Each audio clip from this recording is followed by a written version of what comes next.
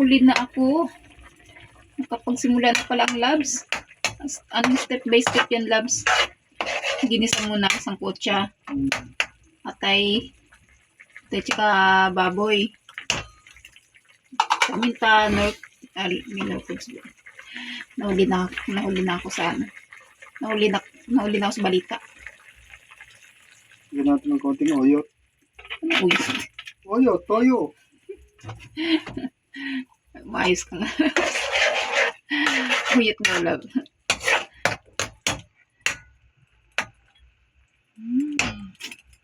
Papalambutin ang pork.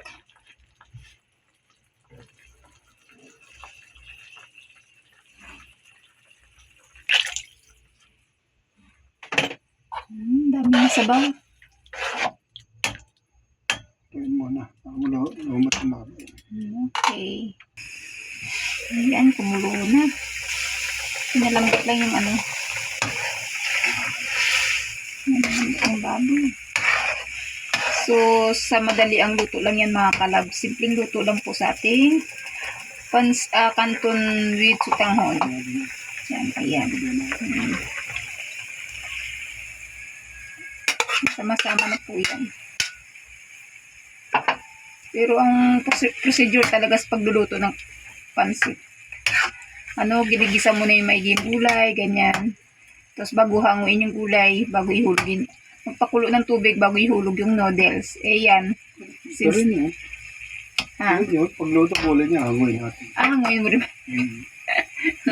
Kala ko ano. So, ayan. Luto na. Hanguin din pala yung gulay.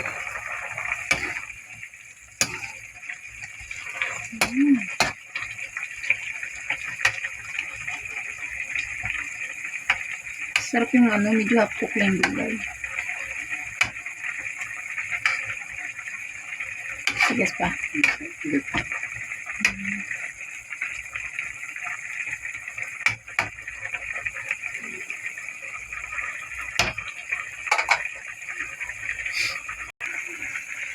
Ito pang repolyo.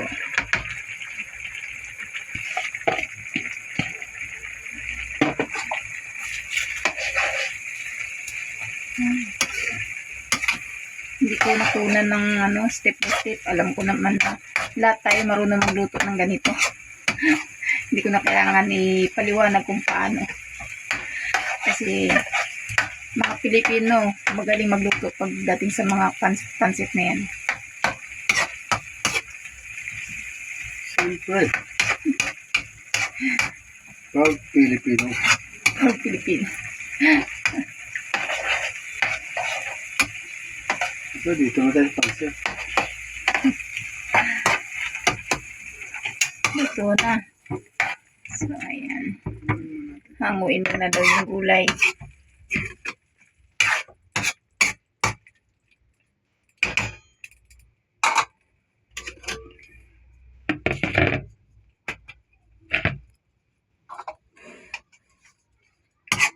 Ang gulay, set aside natin yung gulay. Kasi mag-ano na.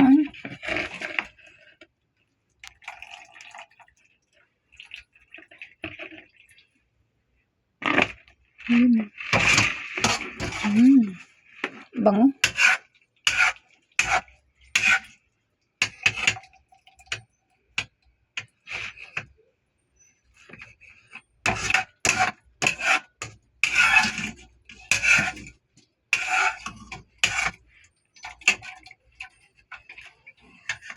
So, ayan na ating gulay mga kalabs. So, ayan. Papakuluan yung sabaw. At iinhulog yung sutanghon. Matagal ba maluto ang sutanghon kaysa kanto? Bagay yung sutanghon na yan, hindi siya nalalabugan.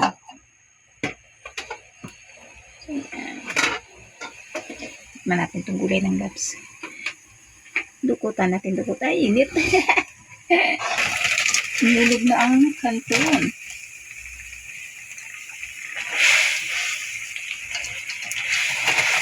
So, ayan.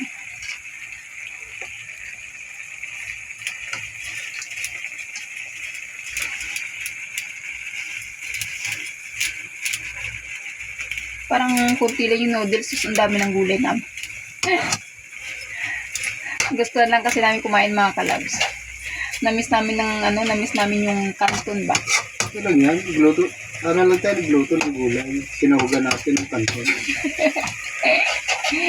Ganun ba yun? Ganun lang yun. Ayan. May nakita kasi akong inatakam ako. Sabi ko, Nats, parang gusto ko ng canton. Ayan. Nagluto kami.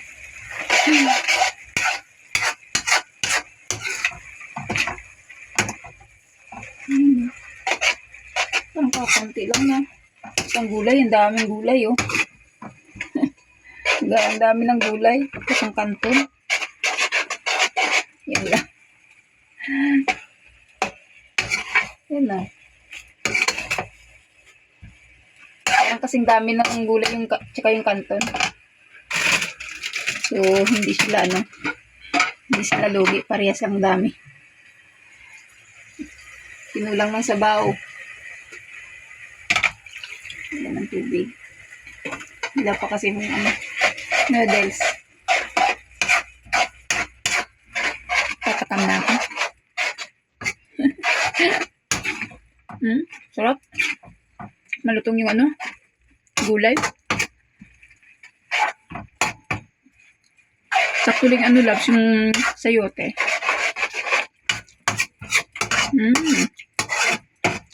Diba? Hindi pa nakala. May taga-dukot. Hindi pa nailutin. May taga-dukot ng labs. Tapos yung sahog. Minuso ng labs. Wow. Sarap. Sarap na rin yun. Maraming gulay.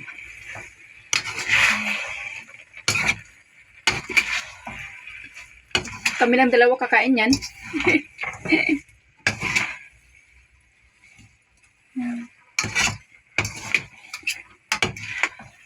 Sarap yung medyo masabaw-sabaw konti lang. Gusto kong ganun. Masabaw-sabaw konti.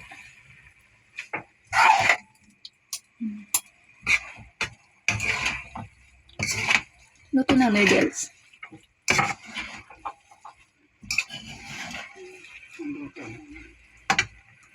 Gusto ko masabaw-sabaw konti. Ang sarap. Kalamansi lang sa kalam na. Merienda na, ulam pa. Wow.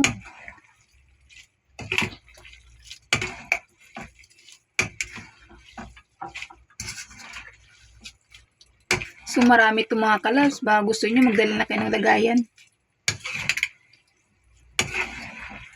Actually, mamibigay kami ulit dito sa mga kapitbahay namin. Mag-share blessing kami ng canton.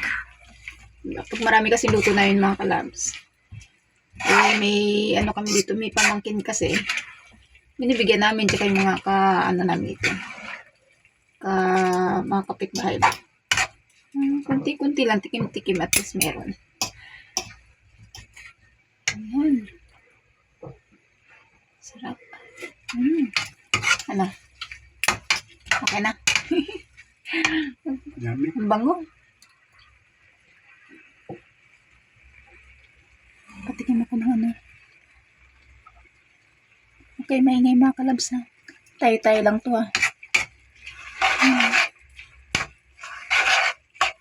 Tayo-tayo lang yung mga kalabs. Okay, maingay. Sarap.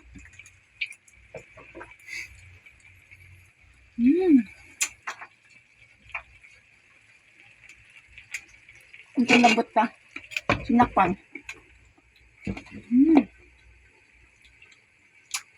Hot.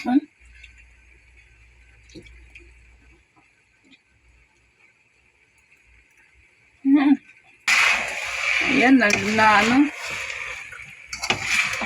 tutuyuan tuloy. Kulit mo Hindi, mamasama-sama yan. Hindi naman tuloy. Mamasama-sama. May sabaw-sabaw pa. Hindi masarap. Medyo may sabaw-sabaw. Okay na yan.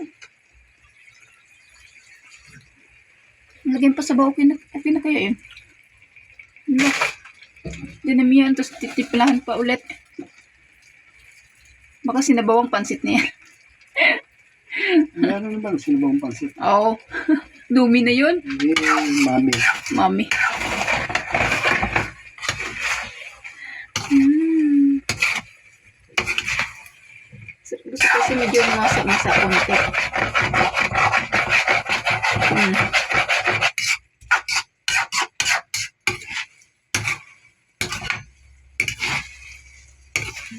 Ayan o.